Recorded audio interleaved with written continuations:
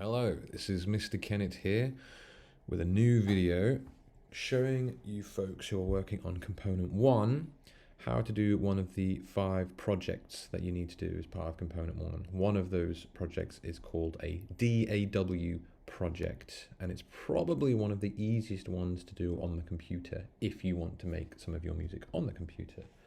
Now, a DAW project stands for Digital Audio Workstation. And that could be BandLab is a DAW or DAW, GarageBand. There are other ones called Logic or Pro Tools. There's loads of different DAWs out there, but the one that we've been using is called BandLab, and it's free to use, and so that will get us by perfectly fine. Now, as you can see, I've opened up a brand new project here, and normally when we make stuff on BandLab, we create a region like this, and we might have to either click on this pencil and draw in some notes, or we might actually just hold down Control and then make some notes.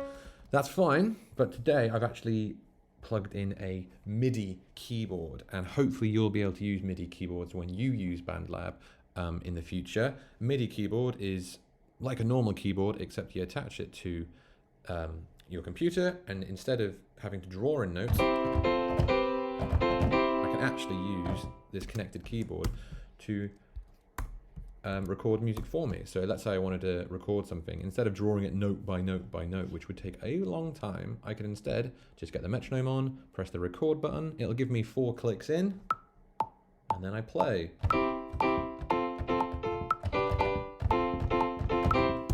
And that, I have some music there. It's not going to be perfectly in time, but here it's a tiny bit rusty, but that has saved me loads and loads of time. So I'm going to be using the MIDI keyboard today to speed up this entire process. Now, a DAW project can be in any genre you like.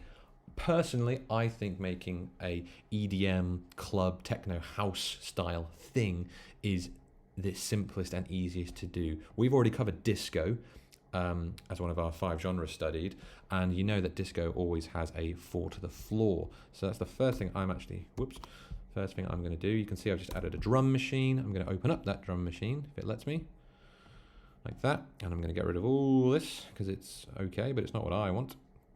And I'm going to get a nice solid 4 to the floor. And I already know that this drum kit doesn't sound the best, so I'm going to try and find one that sounds good. Here's EDM. Let's see what this sounds like. That sounds pretty good to me.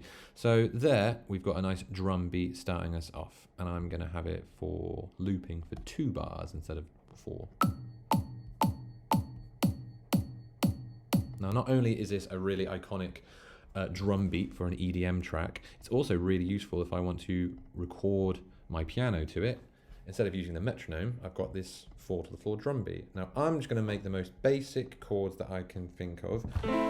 Those of you who've been playing the keyboards may have noticed that we've been using this familiar chord shape of play a note, miss one, play the next one, miss this one, and play this one.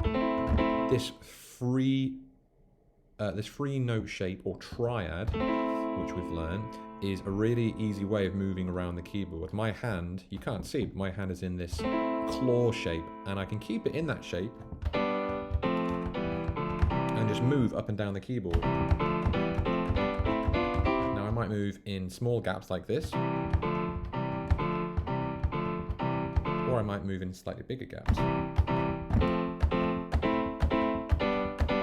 It's really up to you. And if you experiment with that simple shape and move around the keyboard, you'll find some chord sequences that sound nice and some that sound a bit naff, but that's for you to discover yourself.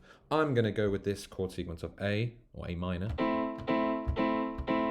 E minor, F, and G. That's going to be my chord sequence. I'm going to try and record that now. Actually, I will make it 4-bar drums. I'm going to record that now to the drum beat like this.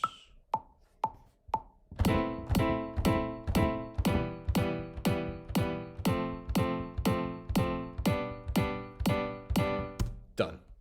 Now I'm actually going to double click on this rectangle to see if that's all worked. And actually you can see there's this rogue note here, this B, which I did not want. So I'm going to delete that. And everything else looks okay. But if I solo it, in fact, no, if I don't solo it, Let me just hear how that piano track sounds.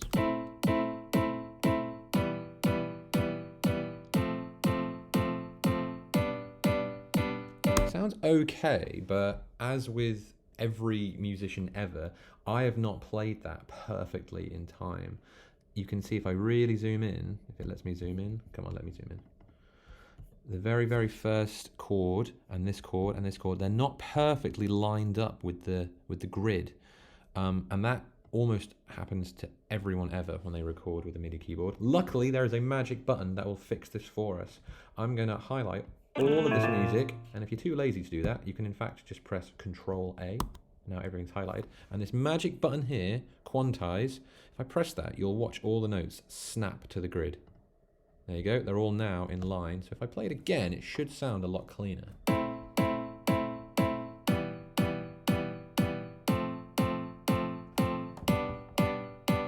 That is much, much nicer, much more what I wanted. It's also quite short, very snappy. Now I did play it like that, so that's kind of my fault, but if I wanted the notes to perhaps be a bit more long, I can highlight them all and then drag the edge of a note, and you can see it's dragging all of them slightly longer. And let's see what it sounds like when I drag them this long. I could drag them even longer than that if I wanted.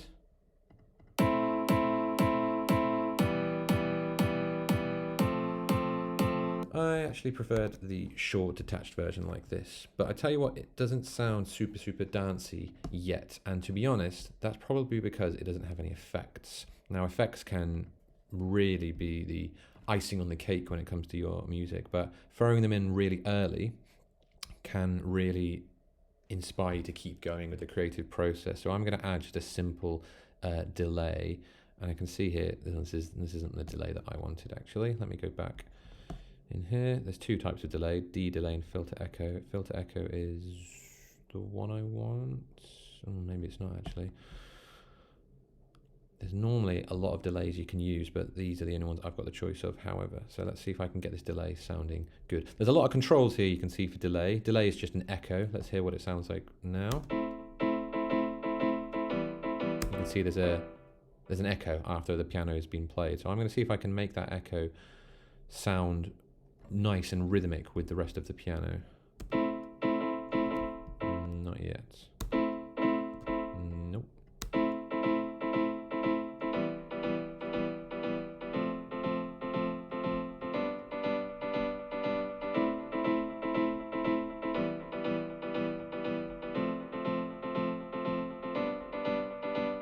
Okay, they're sounding a bit better. If you're wondering what all of these things down here do, time controls how long it waits for the echo to actually start. So I've made it come in quicker. Feedback is how many times you'll hear your echo. So I've increased that. These filter things, don't really worry about them for now. And then you've got this dry and wet level. Dry level, if you increase it, it increases the volume of the original piano track, so without the effect. And then wet level increases the volume of the actual echo, the bit we've added. So I'm actually going to increase this one to about 70.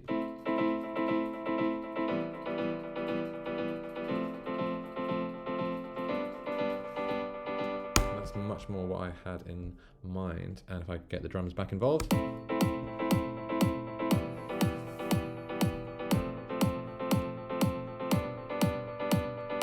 Nice, not bad at all. Cool. So I'm now going to, in fact, I'm not going to start with the drums and piano at the same time. I'm going to start with just the piano, and I'm going to make it even more interesting than it already is.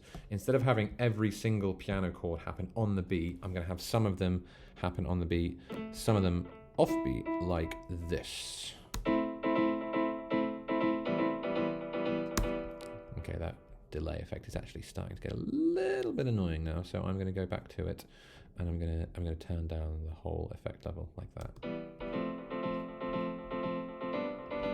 Much better. I'm going to go back to my rhythms. So these ones are all on the beat. Dun, dun, dun. Instead, I'm going to do it. Is it going to let me do this? 16, view, grid size, 16. Aha, that's much better. what I've just done there, that I've just kind of glossed over, is I've changed the grid size. Changing the grid size means I can move these chords into a much more precise rhythm than what I could before. I can now zoom into the semi-quaver level, which is a lot more precise, and I can make these quite specific rhythms like this.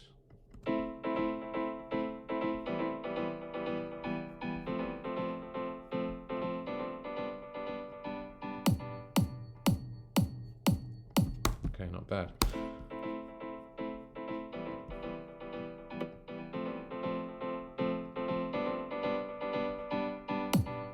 Okay, cool. I'm now going to loop this piano part so that it continues while the drums come in.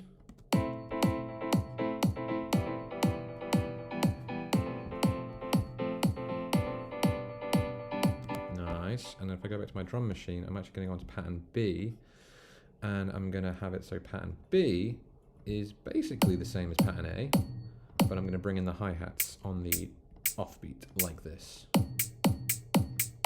Lovely, so that's pattern B. I'm going to have that start here. Lovely, and we'll have that go for 4 bars. It's quite hard to see now that I've changed the grid size, so I'm going to make it smart again. That's the one. We'll keep the piano part looping.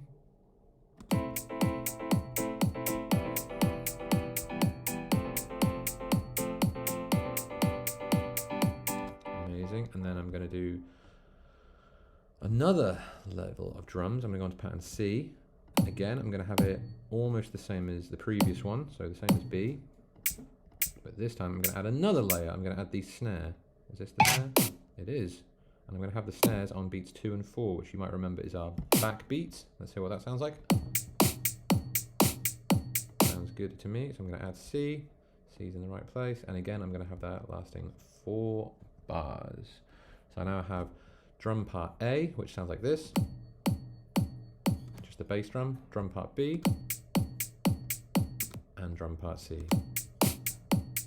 All the while, the piano part is happily looping along in the background. But if it's just piano and just drums, after a while, it's going to get boring. So I need to add something else. So now I'm going to try, if it lets me, to add another instrument. And I'm going to add a bass, some kind of bass. If I go onto synth bass, this is what the first one sounds like.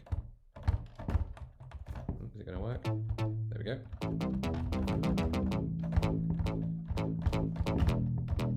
Quite like that. Now I could either record in a brand new bass line using my keyboard or drawing the notes, but I can actually be a little bit lazy. And what I mean by that is I'm going to copy the piano part up here and paste it into the bass instrument level, although I don't want it looped quite as long as that. So I'm going to go all the way back down to this. I'm going to open that up, and I'm actually just going to get rid of the top 2 lines, because at the moment you've got a 3-note chord, which you can't even hear because it's so high up. I'm going to lower that down by an octave. But yeah, I've got 3 notes in a row.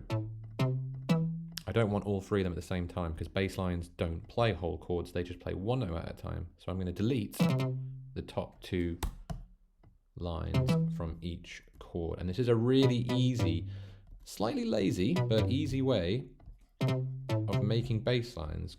Because this is now the exact same part the piano player is doing, but it's only the bottom note, the lowest note of each chord. And it actually sounds a little bit too high still, even though I lowered it an octave. So I'm actually going to highlight it all and lower it another octave. This should now sound a bit better.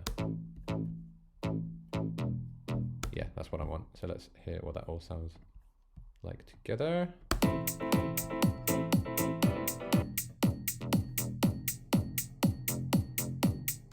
So with the piano muted, you can really hear it, but when it's all together, it's quite hard to hear the bass line.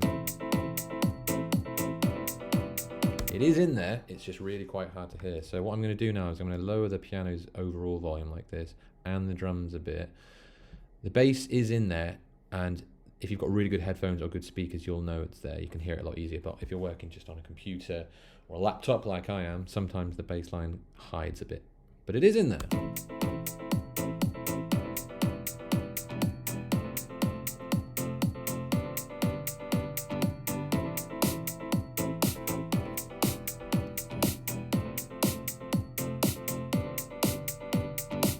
Lovely.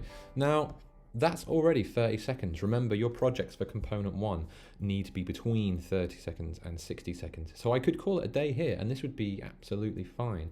I'm going to add one more layer just to show you what else you could do. Now, what a lot of dance EDM producers would do here possibly is create a melody, and then they might use a synth lead, for example, like this one. I'm not going to do that. Instead, I'm going to add a pad. Now, a synth pad is usually chords again, like this. But instead of played repeatedly, like the piano is playing over and over again in a rhythm, pads are usually one long held down chord. Now, I'm going to try and find a nice pad. Maybe not. That one sounds cool. And again, I'm going to be really lazy and just copy the chords from the piano part, paste them in the new instrument, make it so they don't loop quite so much as that, zoom in, and like I said, instead of having lots of short repeated chords like this, that doesn't really sound great. I'm going to delete all of these small ones apart from the very first one. Keep the first one, but then delete the rest of this chord, highlight it, and then drag it across. So that's now one long chord. And I'm going to do the exact same process with the rest of these chords. And what we should end up with, we should end up with something that sounds like this.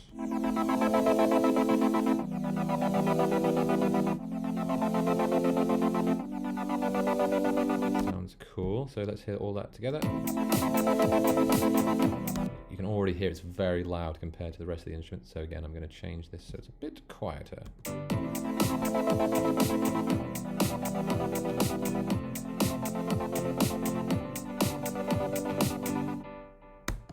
And that's it really. So that's taken me to the 30-second mark. All I've done there is added some chords in the piano. I've added some drums, which gradually get more and more interesting. I've added a bass line, which basically copies the piano part, but only one note instead of three. And then I have a synth pad, which again copies the piano part, but has long held down chords instead of short, snappy, rhythmic chords. And that's the whole thing. And it sounds like this.